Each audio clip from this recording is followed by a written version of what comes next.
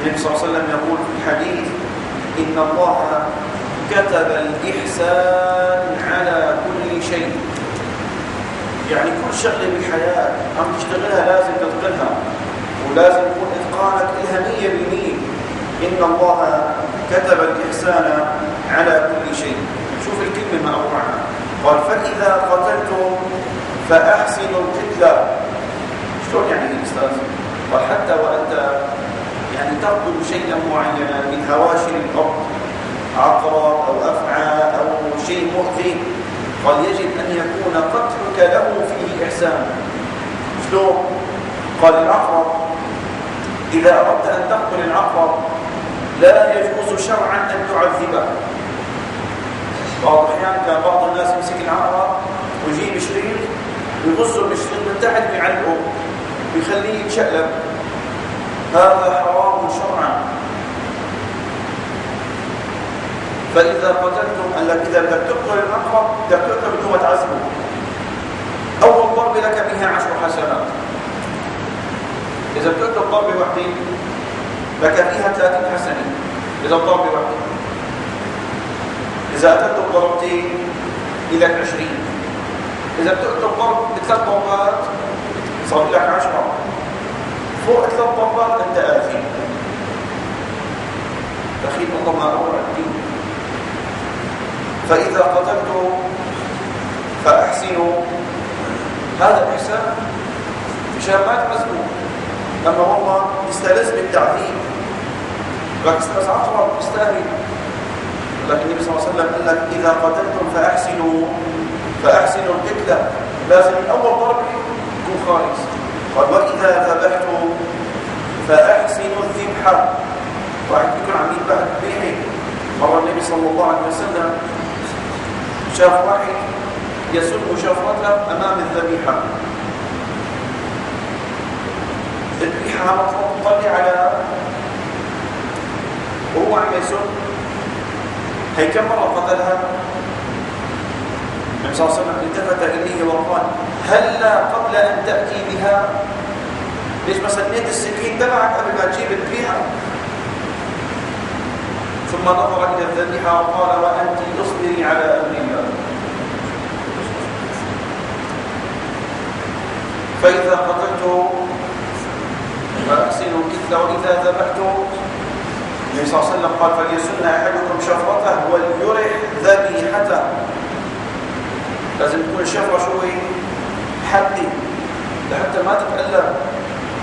هذا الإحسان حتى في هذه الأماكن لازم تكون محسن. فما بالك بحياتك سواء كنت طبيبا أو عاملا أو أجيرا. حتى لما تكون عامل الإسلام طلب منك أن تكون متقن لعملك، وخاصة بحياتك إذا كنت أجيرا. أضرب لك مثال.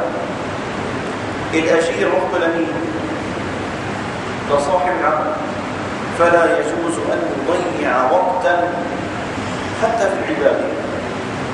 يعني مثلا أنا عم أشتغل بمحل من المحلات، بصير أنا بيجي على الجامع أحضر مجلس العلم أثناء العمل. لك لا، لك تمشي الساوي بس تجي تصلي الفرض وتمشي. قال حتى صلاة السنة لا تصح إلا بإذن صاحب العمل. يا سلام لو كل الشغيل يفهموا هذا الفقه. أنت وقتك ما كلام. أنت إذا تصلي 4 ركعات وسط، لا والله تصلي 4 ركعات وتقرأ على بالك في هالركعات تقرأ سورة البقرة. واحد من الشباب مرة قال لي والله يا أستاذ كرهني بالصلاة. اشتغل طيار. قال لي بيتركني واقف على مسألة. قل له يا واحد قوم أوصلي. قل له روح. قال لي بده نص ساعة وضوء على غير الصلاة. بصير هيك؟ طبعا ما بصير. وضوءك وصلاتك كلها 5 دقائق 7 دقائق بالكثير وخاصة. أما والله نتخذ العبادة من أجل التمرس من العمل هذا حرام. الله يفهمنا ووعي. إذا قتلتم فأحسنوا القتل وإذا ذبحتم فأحسنوا الذبح. لذلك أسأل الله تبارك وتعالى أن يكرمنا بواسع فضله. والله تعالى أحسن إلى خلقه، أحسنوا كما أحسن الله إليه. إذا بتطلع بخلق الله عز وجل بتلاقي إن كل شيء خلقناه بقدر. خلق الله في غاية الإحسان وفي غاية الكمال. ولو نظرت أنت إلى شيء من خلق الله نظرة ازدراء. خلق الله كله كمال. بيجوز واحد فيكم يقول أستاذ الدبان ليش الله خلقه؟ استغرب واحد. في حكمة؟ نعم في حكمة، ولكنك لا تعلمها. أحد الملوك كان طالع البرية فشاف الخنفسة هيك بتعطي الزبر، فقال بنفسه هاي الله ليش خلقها؟ هاي يعني ما بنعرفه وجهة نظره. فأحب الله أن يعطيه درسا أن خلق الله كله كمال. طلع له فسفوسة صغيرة قبره حبي عجزت فيها الأطباء، كل ما يحاولوا يعالجوها كل ما لا تكبر. وذاع الخبر بين الناس أنه يا جماعة الملك مريض، من يستطيع أن يداويه له جائزة. وإذ بمرور أعرابي إنسان بدوي سمع بالخبر، اجى لعند الملك قالوا له أنت بدك تشفي؟ قال له بشوف بسم الله. طلع دمل. قالوا لي بسيطة عن شغلته. شلون بسيطة؟ طلع للبريد شو جاب؟ خنفستين 3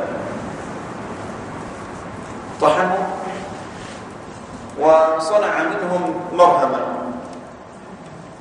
سوى منهم مرهم دهن على الدمنة فبرئت بإذن الله. هذا درس لكل واحد فينا. لا تحقرن شيئا من خلق الله. انت ما بتعرف حكمته، الحكمة لله. لذلك يجوز واحد يقول أستاذ طيب ليش بعض الذين يولدون مشوهين؟ ما دام انت عم تقول انه خلق الله كله كمال، لا صح، خلق الله كله كمال، ولكن عندما يتدخل الإنسان في خلق الله يشوه الخلق. ما من مخلوق يولد مشوه إلا وللإنسان فيه يد، مش هتكونوا على بينه. يعني مثلا الأم بفترة الحمل من جهلها بتروح وتاخذ أدوية. هي الأدوية شو بتنعكس؟ تنعكس على شو؟ على الولد. مشان هيك بيجي الولد مشوه. أو ما اسمعوا كلام النبي صلى الله عليه وسلم. النبي صلى الله عليه وسلم قال لا تنكحوا القرابة القريبة فإن الولد يأتي ضاويا. القرابة القريبة بعد عنها، الولد بيجي نحيف. اليوم بيروح بياخذ بنت عمه، اليوم بيجي الولد فيه ضعف وفيه علة. لك استاذ ليش هي؟ الغلط منك. النبي صلى الله عليه وسلم حذر، قال لك بعد، كل ما بعد كل ما احسن. طبعا ما يفهم من الكلام انه زواج الاقارب حرام، لا، وانما فيه الكراهه خشيه ان ياتي الولد. يجوز واحد يقول استاذ جعلي ابي تزوج بنت عمه ما صار شيء. يقول لك مو بالضروره كل مره، ولكن من باب الاحتياط معي.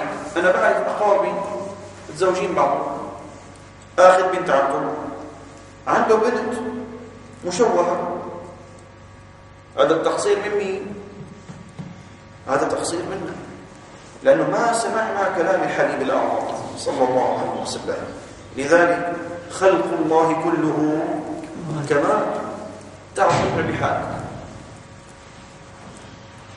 ناخذ بس هيك بعض الشغلات لحتى تشوفوا فضل الله على الانسان. إنا خلقنا الإنسان في أحسن تقويم.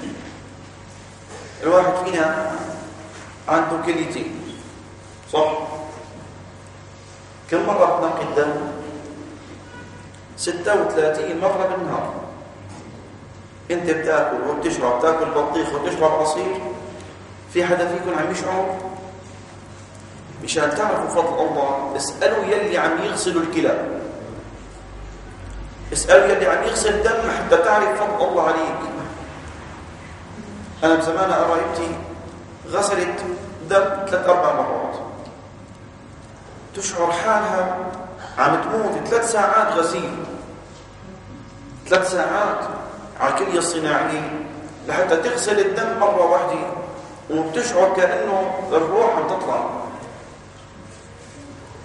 نحن بفضل الله عز وجل انت قاعد وانت مضطجع وانت عم تاكل، الكلى عم تشتغل تمام، عم تنقي لك، تعمل لك غسيل وطالع لك الفضلات. يا سلام. بعدين لما بيمتلئ خزان القاذورات شو بيصير؟ الله بيعطيك منبه داخلي، صح؟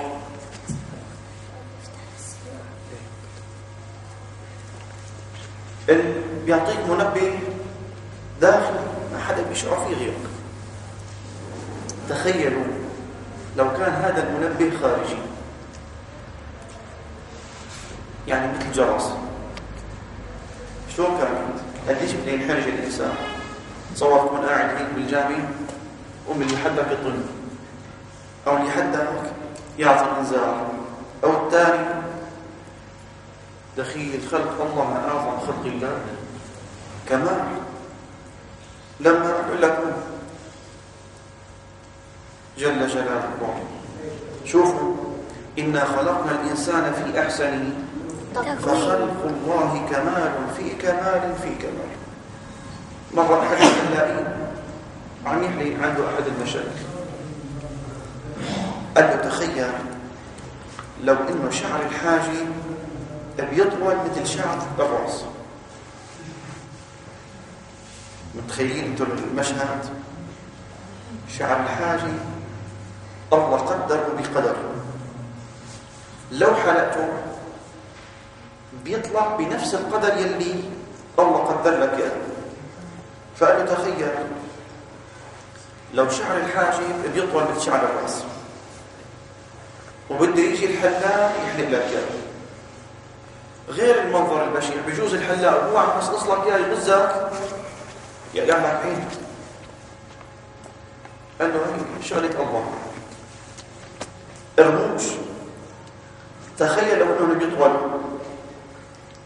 فوق القدر اللي الله قدره، كان عيونك بيتشبكوا ببعض ما بتحسن تفتحهم. يا سلام على خلق الله مع الله. هذا هي بعض الأمور في جسم الإنسان. ما ذكرنا الكل، لو بدنا نذكر الكل نقضي من هون للصبح ما بنخلص. إذا إن الله خلق كل شيء بإحسان. خليكم الدرس الجاي إن شاء الله نشوف شلون أنت بدك تكون من أهل الإحسان. أول باب من أبواب الإحسان هو إحسانك لنفسك. هذا رح نحكيه إن شاء الله بدرس بكرة إن أحياني الله وإياكم. وصلى الله على سيدنا محمد وعلى آله وصحبه أجمعين على القبول إلى رسول الفاتح.